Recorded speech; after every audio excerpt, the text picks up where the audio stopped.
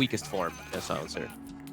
Yeah, and you're also against, you know, the good old Snapfire, right? Yeah. Aramis down the line, he's going to be looking for an Aghanims. Another way to get those heroes easily on top of the Silencer, on top of the Arc Warden. Yeah, and also I like this lane infinitely better on the side of Viking. The Mirana plus Slardar, it's not bad, but I think this just, it changes the entirety of it, because now Slardar has a gap closer built into the lane. So now this Silencer, you know, Arc Warden was protected before, but a cookie might be able to get him to just close that gap on that slow Silencer. Well, and what about sort of the other heroes we have here from Viking? I mean, this time round, Boom coming in on the mid lane with this Shadow Fiend. Does this look like a game where Boom's going to be able to have an easier time to have an impact as maybe he did, you know, in that last game, falling a little bit behind on the Invoker? It definitely does feel like it, because I think one of the things that Shadow Fiend doesn't like playing for so much is these heroes that get on top of him. There's not like so many of them. There's the Tusk in the tree and the Bat. These are like the slightly annoying ones, but it's not like this overwhelming of just constantly getting on him, like a Clockwork and stuff like that. And I've seen him play it before. He's quite strong on it, and they really like it when they have this full minus armor strat, which they have in this game, right? Not only do they have the Snapfire, the little Shredder, -6 armor, Slardar, Corrosive Haze, Bugs, Presence of the Dark Lord. There's a lot of things that can kick in, and OG's draft is fairly squishy, so that could be something that really rips them apart. Yeah, we'll see sort of how potent it ends up being. Because, I mean, again, they do have No-Tail once more on the Treant. And we saw last time how much the Living Armor really did help offset that. But you're right, this time Viking taking it to another level, the minus armor. So we'll see if the Living Armor is going to be enough to save people this time. Yeah, and the other thing is, like, the reason they really picked the tree is because he just mollywops the Slardar in the laning phase, too. It's the double kind of benefit of the hero pick. So yeah, we're expecting Toby to have a pretty rough time down bottom as well. We're still going to watch to see what Aramis can do to change that up. Mid, I feel like Boom should be pretty okay in this matchup.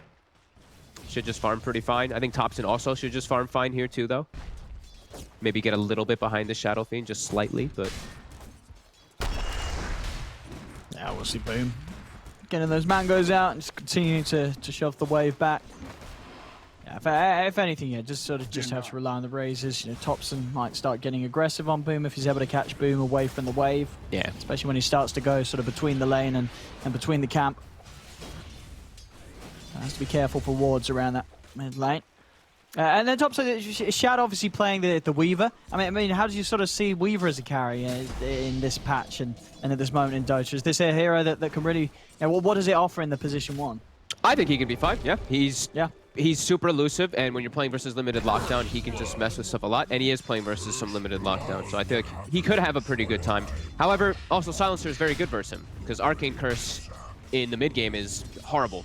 You can't really use Shikuchi to move around inside of the fights. Yeah, that's very true, and then most of the time on a Weaver, right, you don't really get Manta or BKB early. It's all these other items if you're just going straight for the damage or the Dragon Lance, Hurricane Pike. So yeah, definitely something Shad's going to have to be careful of. And if he does sort of go down the defensive route, maybe more likely to be the Lincolns against that lasso lockdown. We'll see what sort of build he goes for. And in this game as well, I imagine this time because they don't have a Spectre, Viking, they have to kind of play it a little faster. Are you really going to be happy going late in this game if you're Vikings lineup? I would prefer they play fast. I think they still can because of how overwhelming the minus armor really is. Yeah. But I would like them to just play at this fast pace because they have such good control. If they get like 1 or 2 towers, they kill Rosh at such a fast pace. Like no way that OG can contest if they get set up for that Rosh. It's going to die in a matter of seconds. But yeah, Weaver overall, I feel like this hero is a very, just a specific, like specifically versus what you're against, you pick this hero. Unless you're just a, you know, you love Weaver. I know like some people like Mason, you know, just loves Weaver, so he'll play it in a lot of games. But versus Bat, and he has a lot of benefits from his teammates. Shad. There is a sentry up there. Shad actually might be getting caught top. I think he's dead. With this flame break, they've got him. Good control here between Seb and Saxa. And then we saw Saxa just absolutely totally on it last game as the Tuscan here in round 2. He's ready to give it another bit of a showing. Bottom lane, mid one does get the kill on Toby. Will lose his life for it, but mid one getting that plus in before he goes down. He's more than happy to take that trade. Yep. Huge that they get this kill top, like we said. This is a Weaver pick to address the lane in particular, but because they have this sentry down, Celery actually did not put one down for himself to kind of deward it. It catches him off guard. And now we see Toxa, because of this moment of opportunity, he's able to check the top rune. for his Arc Warden. There's also a creep gonna come contest him. And it'll spawn bottom. Boom, gets lucky. There's farm between the two of them. Continues to remain pretty even mid. The only one really falling behind right now is down on this bottom lane, but these sort of kills will certainly help out. Getting on top of mid one. We can't TP this back. Combo. That's huge. Oh, we're still on cooldown, isn't it? Yeah, of course, he's got 40 seconds. That's, I mean, that lane is now... yeah, they needed that. I mean, Toby was not getting a lot of CS down in 8 and 3. He was really struggling, but that will absolutely open up the lane back up to him probably taking over in lane CS. salvage, for sure. And that's what we're talking about, is this, you know, the cookie. That's the X factor. There's the thing that changes the lane. Sure, it's a range hero, but you've got this gap closing mechanic built in the lane, built in from the hero. Catches him off guard. No-Tail's going to be happy because all this juicy experience, but... Yeah, that's some rough times for mid one. I mean, already you see sort of the difference. No-Tail, he's a full level ahead of mid one. Level 4.5 compared to the 3.5 of mid one because of this time out of the lane. And with that death, the fact that No-Tail is down there, he can't move away to get the bounties. So, boom, he's going to have free reign of the bounties here. He's able to pick up the two of them for himself. Yeah, and Saksa gets the one rune top, but Celery sends that little wild wing to go kill the secondary one. Saksa making a move bottom. He wants to help mid one. Yeah, it's got to help. Anytime they sort of start getting aggressive here, Toby and Aramis, they've got to have backup to protect mid one, make sure he doesn't go down again. And that's what we see. Yeah. Saksa coming in and does manage to do exactly that. I actually just want to see Saksa maybe not play so much in that top lane now. Play more on the bottom and mid side, because he can set up kills. Even on mid, Tempest double plus a tag team, easy kill onto that Shadow Fiend. And he can always turn those kills around bottom. Meanwhile, top, I think they've already done their job top, right? Like, the Batrider's already gotten more than we expected him to, and he got a kill, so everything's all good for Seb up there. Yeah, just Shad trying to make a move each time that the bugs are available, but even with them, Seb with these early sort of 2-0s and boots and Windlace, he's very sort of tanky in half of these two to kill. And when it comes to rotations, Vikings probably not going to really move their heroes around too much, as we've seen Aramis just having his most potency paired up with Toby down on this bottom lane. Here's this move toward mid. Boom. He's stepping up to Topson, but Sox is here. Let's see. And under the tower. Does manage to get the cookie in onto Topson. Boom. Getting the raises off the mark a little bit, as he does not connect onto Topson at all. And we'll lose the two of them, but Topson's able to walk away. Did both of those whiff? I think both of them he missed. They looked a little ambitious. They were sort of off to the side. They didn't hit Topson for sure. Yeah. There was definitely two raises that did not connect. Aramis, he's getting aggressive onto Topson here. Oh. Topson? He's got the backup. Oh. Aramis, he needs one more hit. He's not going to find it. The raindrop. I mean, Topson will tell you that he knew that. He trusted in Saksa. He was like, I don't care hanging around in lane. You can go on me, but Saxa's going to have me covered. I mean, the 20 HP. The raindrop, and I think even the armor from the tower may have saved him, right? Like, because he was under it. Just little things kicking in there. They even put, okay, they accidentally put a ward down as well during that exchange, right in the middle of the tower, but all's good. Topson survives. And Saksa continuing to be active. See that bottom. Trying to go on to No-Tail, but No-Tail's got the stick healing charges and the living armor. They're turning onto Toby. They'll be able to get the kill onto him. Aramis is trying to finish it off, but he's got to run away from mid one. Damage between the two of them too much. Aramis trying to duke kill Toby. The raindrop. He felt that he could get the kill on No-Tail, but he couldn't. Indeed, that raindrop saves him at the same time. Topson, he was able to get in the jungle and find Boom. Wow. Crazy stuff happening around here. We're going to see that replay actually early. We'll see Boom again. I think it was 2 raises off the mark. First raise comes in onto Saksa, but then a bit of a panic as he just turns. And those 2 raises, that would have killed Topson. I think it would have, yeah. I think he would have absolutely killed Topson if he connected. I guess he did have the raindrop, but maybe not with the raindrop. But I mean, it would have been better than missing them. Yeah, he got turned somehow when he was trying to go for them. And we're seeing this build from No-Tail again. He's level 6, by the way, on this tree, because he got all that solo XP bottom for a while. I love this 3-point and leech seed, actually. It's so good for them to turn, because it's all about, like, Slardar is all about, like, you do this big ramp up of damage, but because he has these 3 points in leech seed, it's getting them a lot of extra kills down here. And now Midwin's got a Midas. So. He has Midas online and very good timing here. And with that in mind, you know, unless they can start making some moves onto Topson, he's going to get a lot further ahead than Boom's ever going to be able to get. As mid lane Seb, going to jump in, drop the last solo for the quick kill onto Celery. Aramis just come in with the cookie onto all of them, but it's not enough to save Celery. Now Aramis himself in trouble as Topson and Seb will try and run him down. Boom's coming across. to force them away. Comes in with the first raise. Trying to step in onto Topson, but cannot close the gap. The double will fall, but again, Topson, I mean, this mid-arc warden, 4-0-1. Topson having a beautiful start to this, thanks to these movements that his team's making, coming in and helping him get so many kills in this laning stage. Yeah. Double Midas as well paying off, right? It's 11-4. They have a 1k lead, and they're both going for Midas for the greed because they've come out ahead in the lanes. And, you know, of course, Arc Warden always gets the Midas, but really solid start here from OG.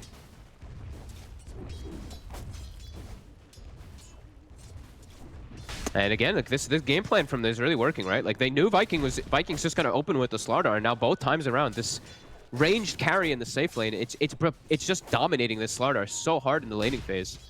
Like Toby last game, he was able to come back a little bit because he got some kills on an Arc Warden, but this one it's feeling pretty tough for him.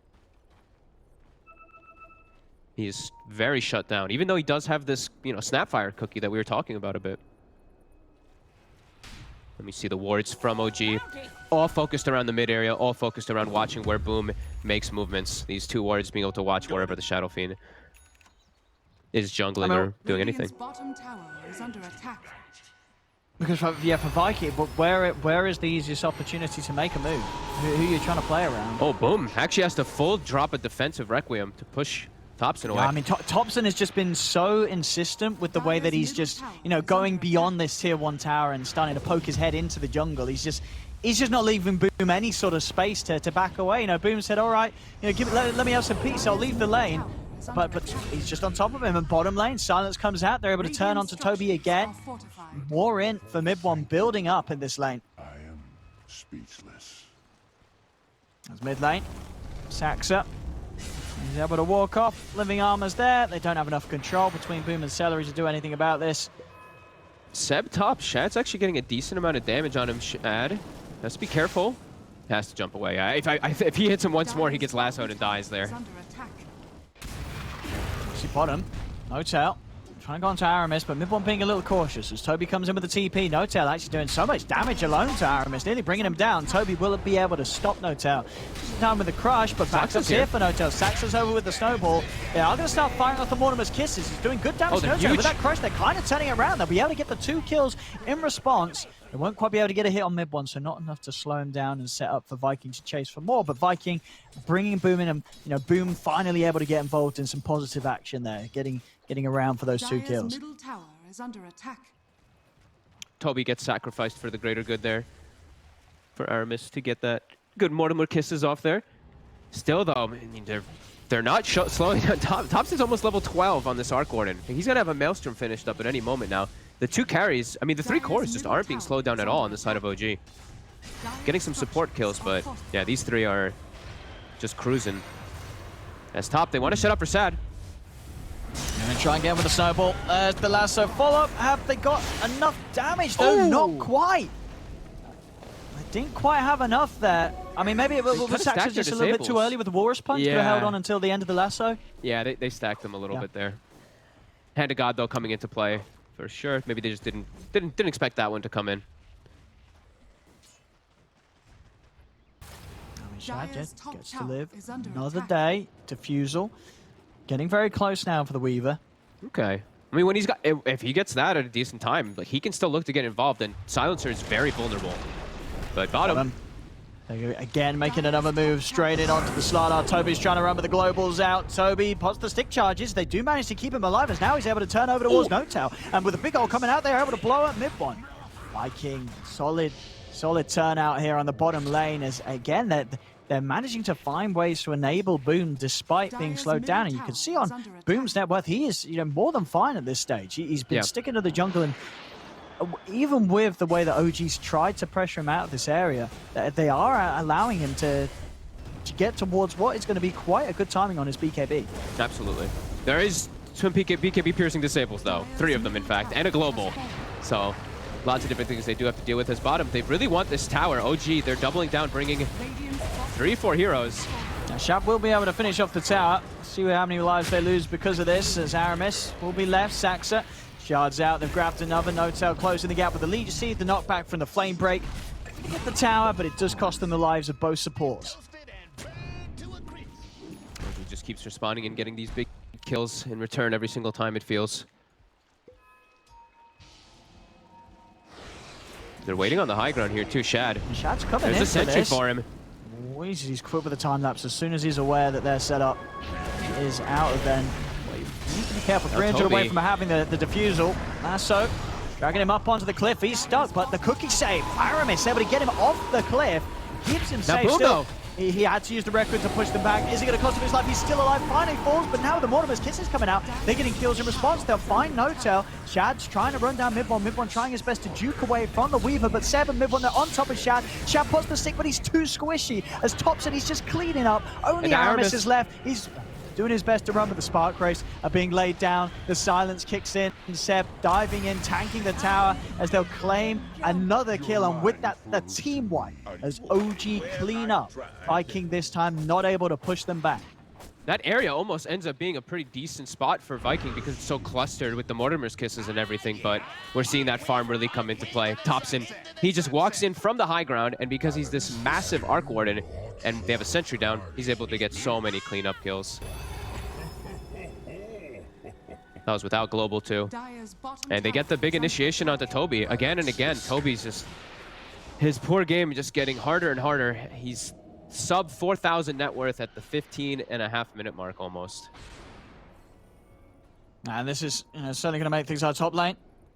Shad, they're hunting him. No-Tail's got the setup with the Overgrowth sentry down straight away with the time lapse, but after it, they're ready and waiting with the Global, so no further escape for Shad. That's 22, right? 22 int now on Mid-One. It's a lot. It's the a lot brain is already. getting bigger. Radiant are And we're seeing just, it's much easier for OG to make these aggressive moves here because they have easier forms of initiation. It's just, it's tough for Viking. They just don't have this great frontline initiating tool because of how shut down Toby was from the laning phase. And now, speaking of Toby, another jump. Thompson's in with the Tempest double to provide that extra bit of damage. Toby cannot escape this as they are just destroying him now. And as you say, this was something that the panel said that it was very important for Toby to have a good game. He needs to be sort of the driving force for Viking, and OG's showing that they're very much addressing that as they continue to just bully him out of the game, out of the lane every time that he comes back into it. let's see what they can do top here though. They have the defusal. So they got the kisses coming in onto Mid-One, Dust out as well. Mid-One being surrounded, the silence does kick into Boom, but Mid-One will fall. Able to use their resources to take down one, but on the side, the fight continues as Shad and Aramis find themselves the kill onto Maybe they get Seba. Seba. They're going to get Seba's what they are. Okay, big return kills there. Yeah, Shad able to clean up nicely with this diffuser blade, as we're seeing, just allowing him to do a lot of damage at this point of the game. And when the fights do start to fall apart, Thompson out with the TP, nothing from Shad, of course, to be able to cancel that. Might get the double though. Thompson actually in a position where he's able to kick out a lot of damage before he does finally fall. That was nice. I like that little spot there he found for himself. But yeah, great wraparound from Viking. They set themselves up finally to get some type of return kills. But Toby, he's under a ward here. Toby, He's Toby, so run. low. Oh no, Toby! Careful. Oh, he's dead. He is very dead. +2. How much int does this Slardar have? Ooh, Oh no. not a lot. 303 mana. 300 mana with a bracer and a wand. That's he's lost. I think at least almost like 8. I want to say like 8 to 10 int almost. Yeah. Time to invest in mangoes, boys and girls, if you're at home. As they're going to be heavily invested in by Toby this game. He's going to need all the bursts of mana as Thompson again just. The map's it's not a nice place to play against this Arc Warden right now. Arc Warden and Batrider with such early bots, they just constant threats all over the map. Even bots on Silencer. It's the global pressure from OG that they're setting up this game. Dire's top tower has fallen. Let's see where they want to head now. Mid-One, seeping over towards the mid. They're They see smoked up. Boom. 7 stacks on the lead. Boom's going to get jump lasso, dragged back into the two of them. As Boom taken out, and it's just the way that OG can make these moves right there. They've got these perfect heroes to just anytime anyone comes anywhere close to a tier 1 tower, shows in a lane, OG's lineup jumps, and it's going to get the kill pretty much every time. Yeah, and they'll always have at least 3 heroes because of those bots, right? They've triple bots to be able to join into the fights. There's Toby. Does he have the blink from yet? Boom. Toby still doesn't even have a blink to get into the fight.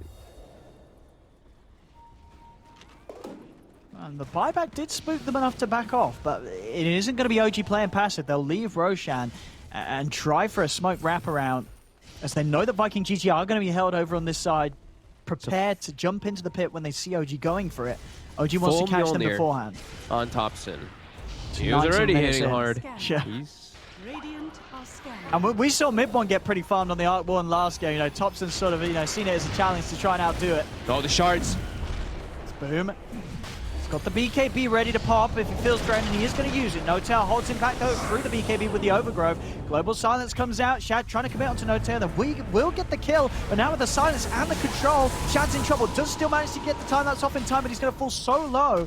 Mid-1. Still, is he going to tick down to the curse? Then on top of Mid-1, Toby's managed to be able to finish off the Silencer, but now Toby's alone as Thompson and Saxa surround him. The Slardar will fall.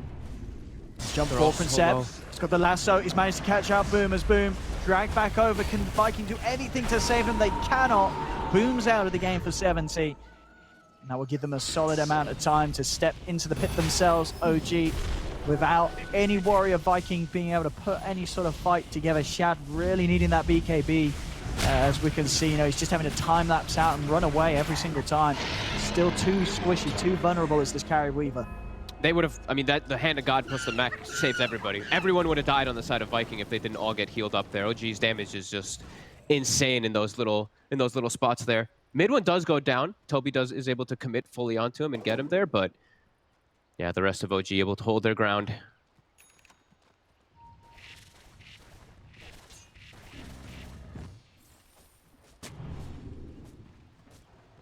Viking.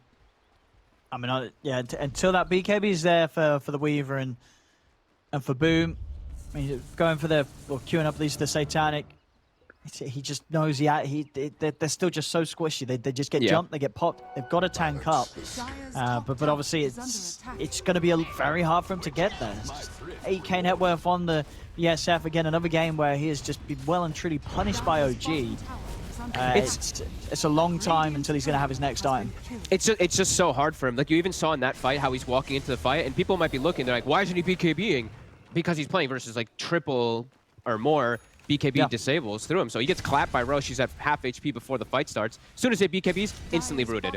So it's just a tough game for Boom really to get into focus fire any targets because of that. Dire's bottom tower has fallen. As they will smoke, it is a Dragon Lance at least finished up on the Weaver, plus his Mithril Hammer. Looking to try to catch OG off guard here. And I think it's Toby's Blink Dagger that's really causing them to... Yeah, Toby's Blink is the one that's causing them to lead this full charge here. He needs a big jump. Dire's middle tower is under attack. Yeah, they've also got to sort of hope that whoever they jump is not with backup, as they do have a lot of counter plays and Thompson and Seb. They're just finding Boom. Anytime Boom is trying to push out alone, they're just always there. They just always know where he's going to be, and they're able to jump him. He just can't find anywhere to be safe. OG's always got his number. Seb is just dominating this game so hard on this bat. A lane that you'd expect to be pretty hard with that Weaver. They do super well in it, and because of this, just bots blink so early on, and he's threatening so much of the map. It's so tough for Viking to play because of this. Yeah, he just rules the map right now. Yeah. It's all under Seb's domain.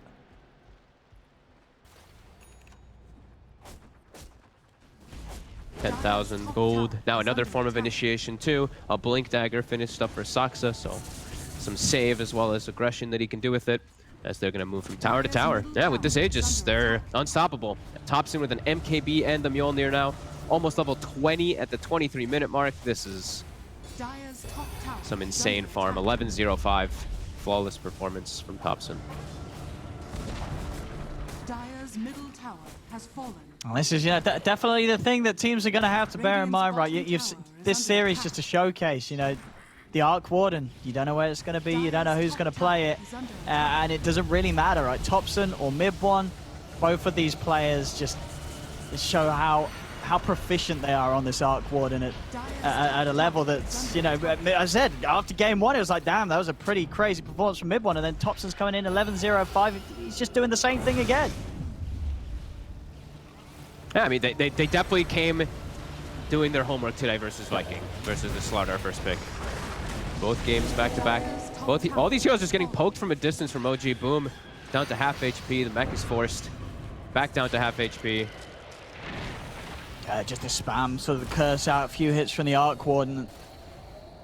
And the heroes of Viking have to be so cautious that they're trying to poke at Thompson, but he's playing confident with that Aegis. As he's just standing there on the high ground, punching into the racks, and Viking GG, they just can't seem to push him off. And finally popped the fortification. Now, OG, they're not going anywhere. They're standing here on the high ground. Another curse out. Again with the bubble. Shad does manage to get in to get the double, but he's got very close to them. Time-lapse shoots to get out to the side. Seb, he's found the jump onto Aramis. Bringing him back. Global Silence is out. The BKB's there, but again, the overgrowth straight away after the BKB locks down the SF. Shad's got to get out of there. Aramis is going to fall. As they just cannot fight OG. They don't have the heroes or the items. OG are just too far ahead. Viking GG, they cannot tackle OG at all. Celery's nearly dying to the double there too, as well as Aramis. Just these hits. Oh, Saxa, extra bit of control. The Silence is going to chase down the Weaver with the snowball. And looking over to Toby as well. He's been dusted. Saxa's going to TP out underneath the tower, and he's going to get away with it. Getting in that close, that aggressive, and also able to escape. They can't even kill a hero when he's under their tier 4 towers. They can't kill anybody. And it's Boom just dying. And both of their net worth just continue to dwindle. 15,000 gold lead. OG is just... Oh, they found Thompson. Back here, but Thompson, he's so far forward. They're able to get on top of him. Thompson's dead. And now over to No-Tail. No-Tail's going to fall as well. All right. I mean, they're 2 heroes down, 70 seconds. They do not have buyback on these heroes. You look at the gold Thompson he's been spending up. He's 140 short. What was... Okay, just like that. Viking GG, they just lose a melee racks without being able to do anything. And then they just catch sort of Thompson and No-Tail kind of taking a bit of a snooze as they casually walked away from the base. Viking, they pounce on them and they kill him. What was he looking for a kill? Because they had left there like 40 seconds ago or something. I think he was just farming the creeps. He was chilling. He was just relaxed. He got caught off guard. OG now. All right. I have to be careful for 30 seconds. Let's see what Viking can do with this. Looking over towards Saxa in the trees. Dust comes out. Shad's been caught. BKB's there in time before the last, so he's still locked in position. But with the BKB up, there's no follow-up damage to kill off. Shad backs there onto Saxa. They find the killer. Shad's continuing to chase for more. Mid one's able to force up to the high ground. Curse out for 2 of them. Shad, nice time-lapse is out, but Toby, he's down a little too deep. Can they save him? They cannot. Mid one's got the damage to kill him off. Shad goes back in over towards Seb. Seb's too speedy, though, for Shad to stay on top of. As he's away, Mid one's been left behind, though, in the mid lane. The dust is out. Put the global silence, but Mid one, he cannot stand his ground against this damage as Viking GG. They kill the silencer. No-Tail's coming in with the TP. Seb jumps forward once again. Boom with a BKB Requiem, pushing No-Tail off to the side. They've got the vision as well. No-Tail falls. That's going to be a dead No-Tail for 45. Thompson's back in the game. Trying to kill. This time it's Viking getting out. Boom's able to TP out under the noses. Celery will be left behind. But Viking, I mean, they showed us, you know, how they can sort of punch back when they are down in game 1. And here in game 2, when it's looking even harder, you know, they're still down 12k and down at melee racks. They're still able to find this fight that does not look bad at all for Viking. Yeah, just relentlessly chasing past the tower, getting that Warden sentry down, able to chase because they know that the rest of the heroes on OG just weren't back. Yeah, and then OG, No-Tail blinks in and gives away his life too to stop, or to what? I think just root the BKBs and keep them there for a moment longer. Yeah, Viking getting themselves much needed kills. They certainly need a whole lot more of this if they're to swing this one around. Sure do. Shad, though, is in a little bit more of a comfortable form, as we did see that was the BKB usage earlier, but now he's actually, well, he could pick up another item soon. He's got the one component of the MKB if he would like to. So that'll be pretty big for him. I'll see what Vikings moves to be next as Boom. is leading the way. Dire's bottom tower I've is got under wars that, attack. but I mean, they see each other here. Both teams with the Seb ult. It's jumps going him. to be Seb first to jump, though, straight away. Looking with the lasso, but Toby's in with the counterplay. Comes in with the crush. Seb able to get the Yules off in time. They're able to get Boom off the cliff with the cookie. Boom turns over towards Seb. Seb's going to go down. The living armor from No-Tail, not enough to save him. Thompson's TPing out of here. They're trying to back away. Shad Shaxa. over to the side. He's cutting up the two of them. Boom gets the second kill. Shad's still alive, has been cursed, still has the BKB and the time-lapse to rely on. As Mid1 and No-Tail are hunting him, but the rest of Viking could sweep over to try and connect. Shad going back in. Another Shakuchi. Does mean that curse is going to last for quite some time, but as I say, not enough to kill him. He picks up the Demon Edge. He gets out of there. Big last few moments, but Thompson has now arrived. The neutral item. Aramis is able to get, I think it was what, a Fairy Fire or something? Greater Fairy Fire, it looked like. Or did he actually miss out on it? No, he got it, I think. But Thompson is back into Roche Pit. Even though Viking did get themselves some nice kills, they're still at a huge deficit in this game. Can't contest this. Yeah, and then even more so once this is done with the Aegis and Cheese. It's OG. Immortality. I've got it good to go. Thompson with huge amounts of damage with this E-Blade MKB build. How we're seeing on Boom's MKB, he's nearly there on his own MKB, the Boom SF. They both do. Weaver and SF are getting very close to having very similar timings. Is under attack. Shad's going in. See what he can do. No-Tail's in the trees already. Silence to take a poke at the side. Thompson going with attempts to double. They got No-Tail's going to Toby. commit with the overgrowth. They got the grab on the Slardar. Toby's out of the game, but he has got buyback.